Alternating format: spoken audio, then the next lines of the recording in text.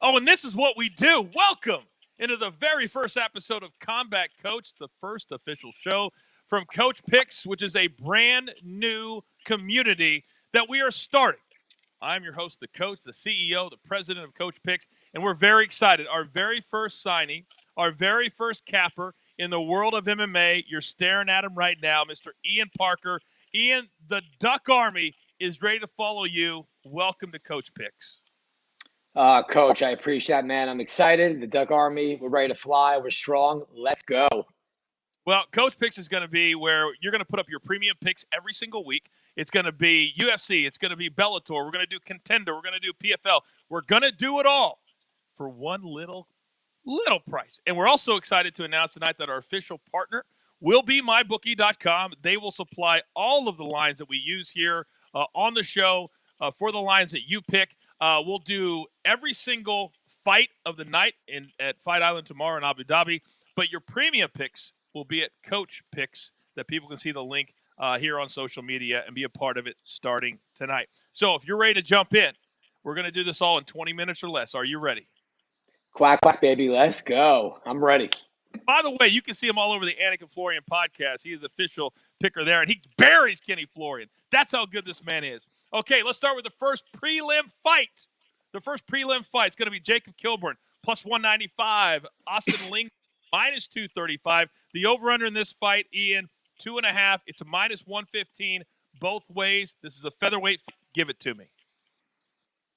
Yeah, you know what? I'm a little surprised the odds are as wide as they are here. I do like Austin Lingo. I think his style kind of matches up really well for him in this fight. I think this will be a good bounce back for him, and I think he gets the win. All right, very good. All right, our second fight of the night. This is a women's fight, bantamweight division. Sarah Moras, minus 200, taking on Vanessa Mello. And by the way, if I mess up any of these names, some of these names are really, really hard. Just correct me so I don't sound like an idiot. And everybody over social media says, Coach, you're a moron. All right, the over-under this one, 2.5, minus 350. The under coming back at plus 275. How do you see this one playing out? Well, I'm definitely the worst person to correct you on name pronunciation because if you know me from the other podcast, I am the absolute worst. So people just better get the idea and pay attention to the picks.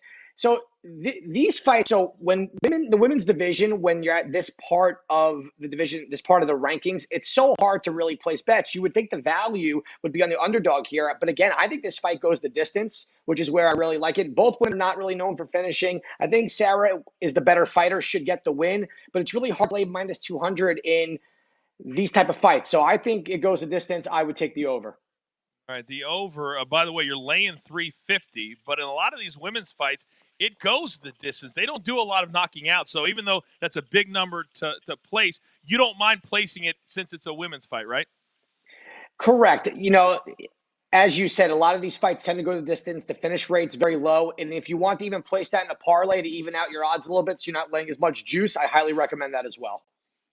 Awesome. Okay, fight number 3 in the prelim card. David Zawada, plus 215. This according to my bookie. Taking on Ramazan Emeev, E-M-E-E-V, coming back at minus 275 as the favorite. Now, the total, over under 2.5, minus 190. The under 2.5 is plus 155. What do you like in this one? Yeah, I like Emeev here. I think this style really plays into him favorably. I think he will probably grind this out to a decision, but when guys like that tend to get on top and they work it out, sometimes the submission is there. I don't mind actually laying the minus 275, on Emeev here. I think he gets it done. All right, very good. So the favorite there, and you like him by decision. A quick reminder, we're going to be putting up Ian's premium picks at Coach Picks. The link is in this show. So this is what he's picking the winners and how he likes them. But his premium picks, if you want to play with him, you got to go to Coach Picks. Okay, the fourth fight on the card, Colas Felipe, minus 200 favorite, taking on Justin Tafa, plus 160. The total over 1.5 rounds, minus 185. The under coming back at plus 155. What do you like here? Look, Tafa's got the power to win this fight. However, what we saw in Felipe's last fight was for a big man, he's got great cardio, a lot of output, a lot of volume. So I'm going to go Felipe in this one. All right, very good. All right, our fifth fight on the card. I always get whenever the last name is first and the first name's last, so it's Wu Yanan or Yanan Wu, however you want to call it, against Jocelyn Edwards. Now, this is a minus 115 both ways. The over is 2.5, minus 260. The under coming back at plus 200. Give me this one. This one, I like the over all day here. In a coin flip situation with two women in this part of the division, yet again, these two even further back, very green as well. I see this fight being a back and forth, not a lot of volume involved, and it could be a little bit of a snooze fest, unfortunately. But I don't mind the decision here. It goes all 3 rounds. A snooze fest. We like snooze fests if we cash the ticket. We don't mind. Correct. We don't mind. Go fix your dinner while they're fighting and come back I and don't see. mind. Yeah, who minds getting paid to take a nap? Why not? All right, the sixth and final fight on the card, and see how fast this can go. We don't need people sitting around for 45 minutes or an hour. We need 20 minutes or less, and you're doing a great job, Ian. All right, the last the main event of the prelims. Philip Haas is a minus 120 favorite, very short, against Imavov, coming back at minus 110. The over is 1.5 rounds, minus 135, and the under coming in at plus 105. What do you like here? So originally, Hawes was a minus 135 a few days ago. I guess people are having a hard time judging based on his last fight where he won very quickly in the first round. But I've known Hawes for quite a little bit of time, and this has been someone everyone's been talking about for a while. It's not often you get a guy coming off a first-round knockout that is not really known as a knockout artist to that extent. So I think it is worth taking a shot on Hawes at minus 120. I'm hoping he can keep the fight on his feet. If he can, he will win this fight. All right, very good. So that is the 6 picks for the undercard tomorrow at Fight Island in Abu Dhabi. And now let's move on to the main card. And the first fight on the main card is Storiano plus 130. The favorite here is Todorovic. You got it. Coming back at minus 160 as the favorite. The over-under is 1.5. Minus 165 is the over. The under coming in at plus 135. What do you like? Soriano's been out for a year, so it's sometimes when these guys are very young in their career, especially their UFC career, although undefeated, it's kind of hard to gauge how they're going to come back from that long layoff. Todorovic recently fought, excellent win. This guy just has finish written all over him. He knows how to get it done. Very well-rounded as well. I just think he's got more weapons, more tools. I actually priced him at minus 185. Here, you're only getting him at minus 160. I like Todorovic for the win. All right, very good. Okay, this next one I'm really excited about because this guy probably had the knockout of the year in 2020. That's Joaquin Buckley. He's a big favorite, minus 275, taking on Di Chiricio. Hopefully I got that right. Plus 215. Over-under is 2.5, minus 105. The under coming back at minus 125. What do you like? That one is the Kiriko. That one I got made fun of on the show, so I was prepared to get that one right. That was hard. He's Italian. You got to do the accent. That one's a rough one. So the Kiriko is a tough guy, good striker. He's lost 3 in a row, so he's fighting for his job. And a lot of guys, when they fight with that pressure, doesn't usually pan out. He doesn't really have that aggressive style. He's going against a guy in Joaquin Buckley who, after that knockout of Impa, had a lot of pressure, came out, fought against Jordan Wright, fought a little weird in his first round, tuned it up, came back, got the knockout. I think Buckley, if he stays composed, gets his win, I think Buckley, I don't think he's going to knock him out. I think this fight may go all 3 rounds, but I think Buckley continues the winning streak. All right, very good. May go the distance, but we're not sure. Okay, the third fight on the main card, another hard one. Porzanibio, minus 350. We know it's a favorite. Good Lord. And then Jing Lang, plus 255. The over is 1.5, minus 200, and the under coming back at plus 160. What do you like in this one? Santiago, the Argentinian dagger, Ponzinibbio. I messed that one up on the show, too. You can just call him the Pons. Make it real simple for you with that one. So the Pons has been out for quite some time. His last fight against Neil Magny, excellent knockout. The guy looked flawless. He looked like he was the next guy to fight for a title, injury after injury, and now he's bouncing. He's fighting now against the Leech. The Leech also coming off a loss. I think this matchup really favors Santiago here. I think he's the better striker. I think that jab will be faster. And I think his cardio will be better. If it's the same Ponzinibbio that we saw a year and a half ago, we will see a winner here. Minus 315 is a little expensive, so I would throw him in a parlay with another heavy favorite to try to maximize your value. All right, very good. And what, Ian, real quick, because we have a lot of watching the show that may be new to MMA betting. When you say put it in a parlay to bring the odds down, explain that a little bit. Absolutely. So when you have guys that are minus 400, 300, even 250 or higher, it's really hard to lay the juice on this because you're risking a lot. And in the sport of MMA, anything could happen. You're wearing 4-ounce baby gloves where anyone really does have a puncher's chance. Unlike in boxing where their gloves are, the ounces are heavier, they're padded. This one, all it takes is one jab on the jaw and you go to sleep. So if you want to really maximize the value on a heavy favorite, you got to pair two or three three of them together. Yes, it may be an even money play, but it's better than no money at all. So if you were to take someone like a Buckley and someone like a Ponzinibbio and put them together, instead of risking, 1,000 to win 500, you may risk 1,000 to win 1,020. At least now you're grabbing two big favorites and you're able to actually play and have a little bit of pressure off because they are expected to win.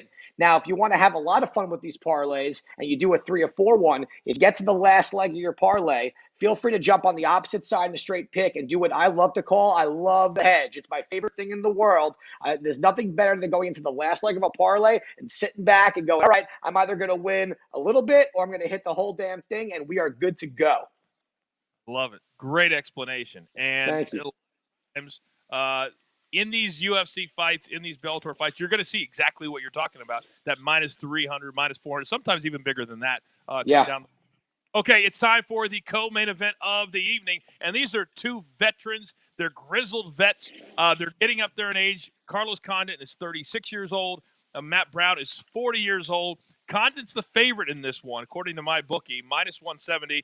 Brown's coming back, plus 140. The over 2.5, minus 115. The under 2.5, also the same at minus 115. How do you see this one playing out?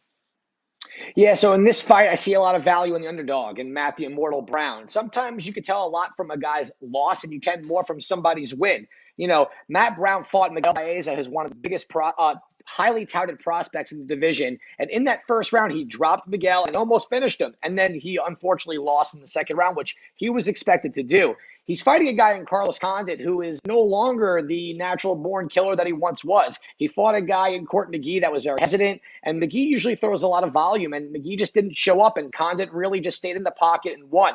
Unfortunately for Condit, he's fighting a guy in Brown that's very aggressive, and we see it in the past when guys are aggressive against Carlos, he's not able to get his feet in, he can't really swing, and I think Matt Brown will actually go in for the kill. The guy's a psycho, he fights real smart, and I think this is a really good matchup between two veterans. It should have happened 7 years ago. I like Brown at plus 140. It's always nice when you have a guy that you think is going to win, but also you're getting plus money. That's like the best of both worlds in MMA betting. Yeah, absolutely. Okay, it's time now for the main event, and this is a really good main event. And it's hard to believe that Max Holloway is only 29 years old.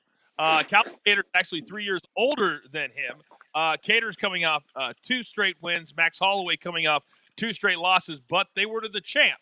And the last one in a split decision that a lot of people thought Max Holloway actually won. This is a big fight for both. How do you see this playing out? Well, let's look at Calvin Kattar first, right? Coming off wins over Jeremy Stevenson and Dan Ige, two tough guys. However, in my opinion, I really thought Calvin Kattar needed another big fight before a Max Holloway level type of fight. Those two guys, he fought both completely different. Jeremy Stevenson, a power puncher for the knockout. Dan Ige, a grinder with great cardio. None of them on the same level as Max Holloway, who has been fighting 5-round fights for the last 10 years since he was the champ for that long, pretty much. And to your point, Coach, in that last fight, I believe he won that fight, and it would have been the first time ever that I thought a trilogy should have happened, even though the guy came out on the losing end of a really bad split decision. I think Max Holloway has more tools to win here. I think Calvin Kattar, if he were to win, it would be by knockout, but we haven't seen that happen to Max Holloway ever. He's got a great chin. He doesn't really get hit a lot. He throws a ton of kicks.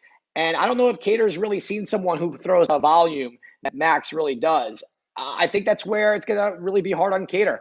Not that he's got bad cardio, but Max Holloway, I just think, is on a different level. I think this is going to be a great lesson for Calvin. He'll come back, and he'll still get to the top at some point. But Max Holloway's got a different mindset here. It's, all right, I think I won that last fight. You know what they're doing? They're making me fight one more to earn it back. And it doesn't matter how he wins. So I think Max Holloway is going to win this fight. I am shocked it's at minus 165. I think that's a steal for possibly one of the best 145ers to ever step foot in that cage. Give me the blessed one. I love Max Holloway here. I heard interviews with both these guys on Ariel Helwani's show, and Max seems to be in a good headspace. He just got engaged to his also somewhat famous fiance now. But he says it doesn't really bother him that he didn't immediately get that rematch against Volkanovski. And then Calvin Kattar said that he hasn't even watched the entire fight of Holloway against Volkanovski. What do you make of that? Well, I think for Max, it's the first time the pressure is really off him. I think he can go out there without having to worry about title implications or prove if he's better than the one guy that's given him that much trouble in his career, Volkanovski. I think that's kind of weird that Calvin would say that. I know his coach, Tyson, pretty well, and this is not somebody that just doesn't watch tape on a fight. There's no way you go into the biggest fight of your career where if you win, you get a title shot, whether it's by knockout or decision, and you don't go and watch where we saw Max bounce back. That first fight that Max fought against the now champ Alexander Volkanovski, he didn't look like himself. I don't know, with COVID and everything, the training wasn't there, his headspace wasn't there. But he came into that second fight, he fixed it up. He looked really, really good, and he put it all together. I think if Calvin really isn't watching tape, I think it's a huge mistake because Holloway is possibly the best ever doing in that weight class, and I think he comes back and wins this. And I think whoever he fights between Ortega and Volkanovski, he wins again, and we will see him as the champ again very soon. What an incredible insight on every single card. That's exactly what Combat Coach is all about. It's going to be 20 minutes or less every single show. We're going to do all the companies, but you're going to get this incredible insight from one of, if not the best MMA handicapper in the country. Quickly, let's recap all of his picks. These are who he thinks is going to win the fight. Let's be clear. His premium picks are at Coach Picks, and you can be a part of it for one very, very, very low price. So here we go. These are who he thinks will win the fights, starting with the prelims. Quickly, Austin Lingo, minus 235.